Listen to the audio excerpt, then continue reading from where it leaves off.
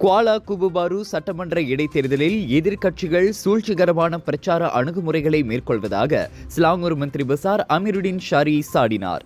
பரிகாத்தான் national, குறிப்பாக Bersatu, தற்போதைய மத்திய மற்றும் மாநில அரசாங்கங்களின் பல்வேறு முயற்சிகளை கையாள்கிறது.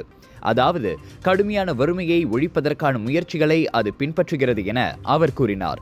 முஹிடின் யாசின் நிர்வாகத்தின் ஆட்சியில் மக்களின் நிலைமை மோசமாக இருந்ததாகவும் அவர் கூறினார். பொருட்களின் விலை அவர்களின் பிரச்சார கருப்பொருளாக இருக்கலாம், ஆனால் அவர்கள் தங்கள் பதவிக்காலத்தில் விலைகளை பற்றி சிந்திக்க வேண்டிய அவசியத்தை உணரவில்லை, அல்லது அவர்களின் நிர்வாகத்தின் போது போதுமான உணவு விநியோகம் இருந்ததா என்பதை சரிபார்க்க ஏதேனும் நடவடிக்கை எடுத்திருந்தால் பொருட்களின் விலையை பற்றி பரிகாத்தான் நேஷனல் அவ்வளவு விரைவாக பேசாது என்று குவாலா குபுபாரு அம்பாங் பிச்சாவில் தேர்தல் பரப்புரை கூட்டத்தில் உரையாற்றிய போது அமீருடின் தெரிவித்தார். 2020 அரசியல் சூழ்ச்சிகளில் அதன் நகரவை நியாயப்படுத்த எதிர்க்கட்சி விரும்புவதால் அந்த யுத்தியை அக்கட்சி தேர்ந்தெடுத்துள்ளது என PKR கட்சியின் உதவி தலைவருமான அமீருடின் கூறினார்.